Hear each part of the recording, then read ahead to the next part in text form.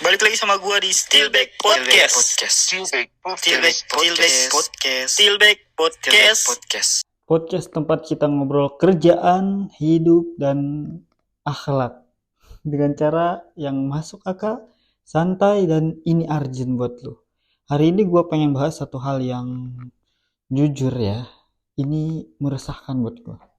Sering banget orang-orang yang nganggap sepele dan biasa aja, seperti kayak nggak terjadi apa-apa gitu, tapi efeknya dalam banget ini. Korupsi waktu. Lu tahu nggak? Masuk telat 5 menit, istirahat dilebihin, pulang duluan padahal kerjaan belum kelar, itu juga bentuk korupsi. Lu bisa aja nggak ketahuan sama atasan, tapi lu nggak bisa bohongin Tuhan lu yang maha melihat. Dan lu juga nggak bisa bohongin hati nurani lu. Apa itu korupsi waktu?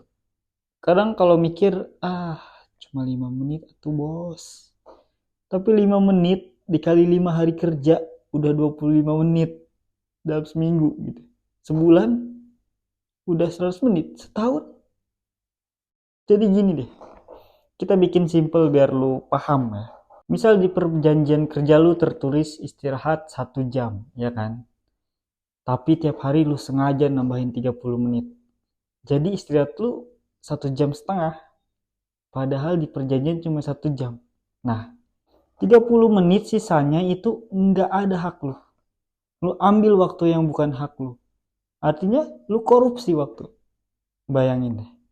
Lu digaji buat kerja 8 jam, tapi karena lu nyolong 30 menit per hari, sebenarnya lu cuma kerja 7 jam 30 menit. Misal lu digaji 400.000 per hari, berarti 50 per jam. Kalau lu hilang 30 menit, lu udah ambil 25.000 tiap hari. Sekarang kita kali seminggu. 25 kali 6, 150. Lu dapat uang 150.000 tanpa kerja.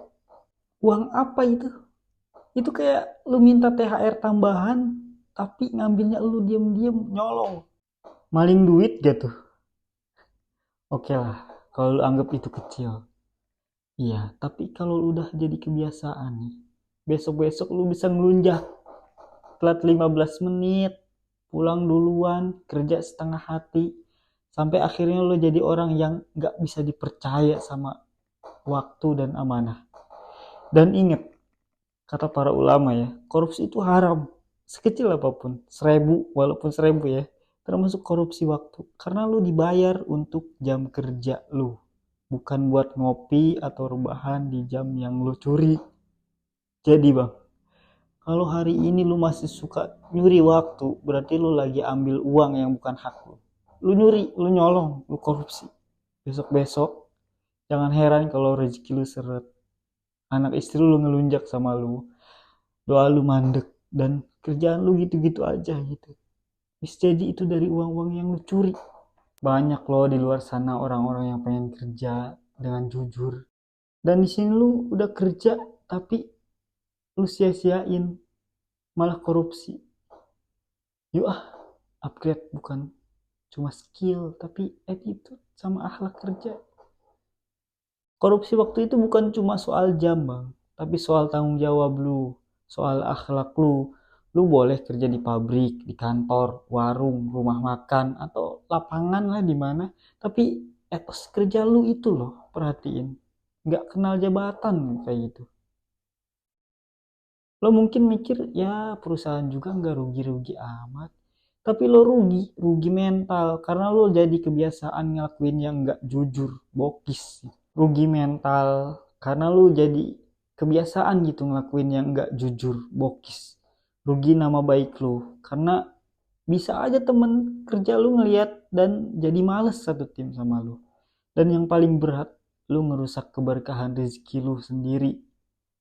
Lu kan nggak mau apa yang lu masukin ke anak istri lu yang mereka makan uang haram, nggak mau kan? Rezeki itu bukan cuma soal jumlah, tapi soal manfaat dan halal haram. Gaji boleh gede, tapi kalau nggak berkah, habis juga entah kemana. Gua paham, kadang kerjaan bikin lu capek dan lu pengen nyuri waktu gitu buat santai. Tapi jangan sampai itu jadi kebiasaan. Kalau lu ngerasa bosen atau burnout, bilang aja, cari cara yang sehat. Daripada lu pelan-pelan ngerusak kepercayaan dan integritas lu sendiri gitu ya. Buat lu yang ngerasa gue suka telat, bukan berarti lu gagal, tapi saat lu sadar dan pengen berubah, disitulah nilai lu naik. Jadi ayo bareng-bareng kita mulai dari hal kecil nih, tepat waktu, jaga jam kerja, selesain tugas baru pulang. Karena kerja yang bener bukan soal dilihat atau enggaknya, tapi soal lu tahu lu kerja buat siapa dan buat apa. Lu kerja buat ngasih makan anak istri lu, buat bantu orang tua lu, buat nunjukin bahwa lu punya harga diri, dan semua itu layak dijadikan dengan yang kerja yang jujur. Gua pamit.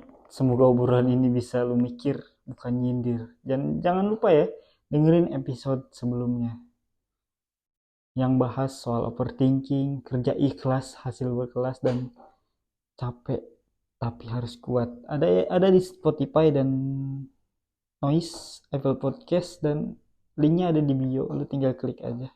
Peace out. Ya, still back bang. Karena balik lagi itu lebih baik daripada lu stuck di tempat. Ya, perbaiki waktu lu.